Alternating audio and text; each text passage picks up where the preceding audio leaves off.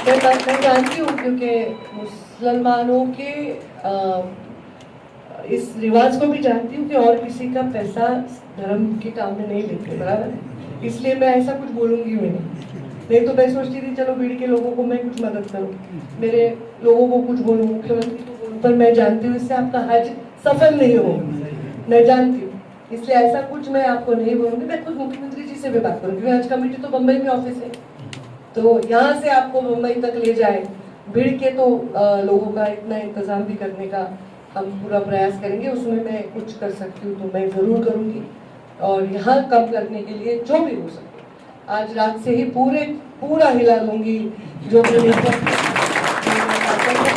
ये आपको मैं वादा करती हूँ।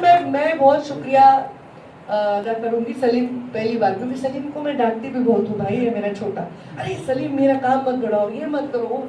कभी कभी होता है मेरे 100 काम होते हैं, पर आज पहली बार मैं सलीम का शुक्रिया करूँगी और आप सबका शुक्रिया अदा करूँगी, क्योंकि ऐसे काम में मेरा आना ये खुदा की ही क्योंकि हर कोई आदमी को ये मिलता नहीं है मौका। क्योंकि मुंडे साहब का जब हज कमेटी का लॉक तोड़ा था, सिर्फ खोला नहीं था, याद है क्या आपको? ये तो लॉक लगा के रखा था, तोड़वाया था उन्होंने लॉक। मैं थी तभी 16-17 साल की, सब मुंडे साहब के पास 1-2 महीने के खाली PWD आया था और बहुत बड़ा हंगामा हो गया था। तो मैं सोचती हूँ कि वो मौका जो होता है ना, वो भी ऐसे भी किसी को नहीं मिलता, किस्मत वालों को मिलता है। तो ये मौका मुझे देने के लिए शुक्रिया। मैं यही सोचती हूँ कि इसमें मैं सफल हो जाऊँ आपके आशीर्वाद से, और आपका ये जो मसला है इसमें थोड़े अपने हिसाब से जो भी हल करना मुझसे होगा वो मैं ज़रूर करूँगी। अभी से ही काम पे लग जाऊँगी। आप बस मेरे अच्छे शुभ संदेश का मेरा आप इंतज़ार करिए, मैं आपको कहती हूँ। धन्यवाद।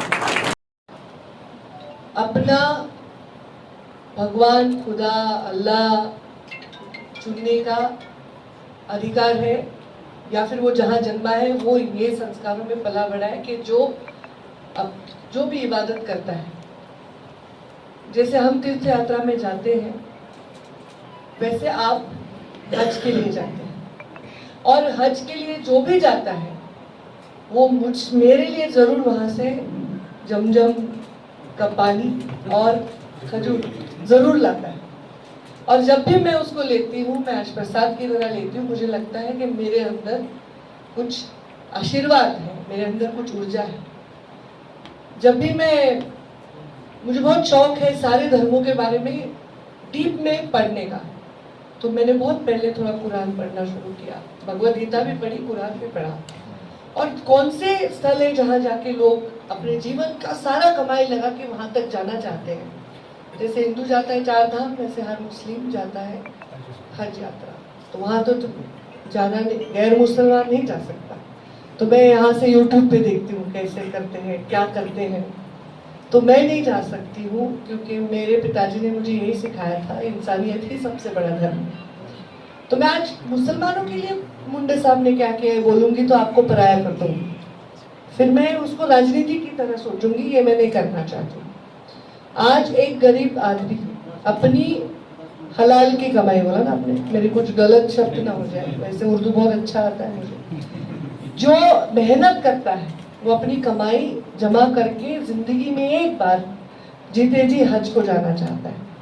तो आपके यहाँ जो प्रॉब्लम हुआ है, जो मसला हुआ है, वो टेक्निकल हो गया है। मुझे मैंने मालूमात जब सलीम ने मुझे बोला कि ऐसा ऐसा है, पहले तो मेरे पीए ने बोला कुछ लोग हज के लिए जा रहे हैं, सलीम समय मांग रहे, तो मुझे लगा हमेशा हम लोग हज के लिए जो जाते हैं उनको इस्तकबाल करके भेजते हैं। बोला नहीं आज तो बहुत लेट हो जाएगा, 10 बज जाएंगे। वो फिर मैंने बोला मना कर दो अगली बारी।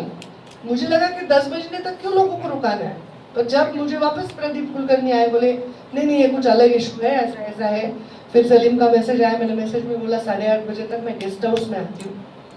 तो मैं सोच रही थी इसमें क्या करना चाहिए। तो अभी 2-3 चीज़ें हुई है। एक पेट्रोल या डीजल जो भी उनको लगता है फ्यूल, वो उन्होंने रखा नहीं है सब, मतलब उसका उन्होंने स्टोर करके नहीं रखा है, और उसकी वजह से बहुत फ्लाइट कैंसिल हो गई गोवा एयर के वगैरह, तो उनको बहुत सारा नुकसान हो गया।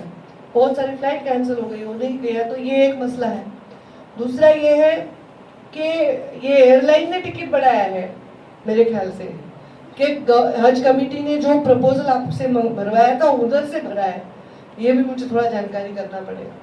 चाहे जो भी हो, मैं खुद स्मृति से तो मैं बात करूंगी ही करूंगी, मैं खुद प्रधानमंत्री के पीएमओ से बात करूंगी, क्योंकि 1700 लोग शायद करीब करीब मेरे मराठवाड़े से जाएंगे, और वो दो जो आपने दिए हैं, आपने दोनों लोकेशन में से आपको या तो मुंबई मिले या फिर यहाँ थोड़ा सा दिलासा मिले, तो आपका कुछ 14,000 का डिफरेंस था, 14 का 20 हो गया फिर भी ठीक है, पर 14 का 88 हो रहा है, ये तो किसी भी गरीब आदमी के लिए जो पैसा एक एक जोड़ जोड़ के हज को जाना चाहता है उसके लिए बहुत ही मुश्किल है।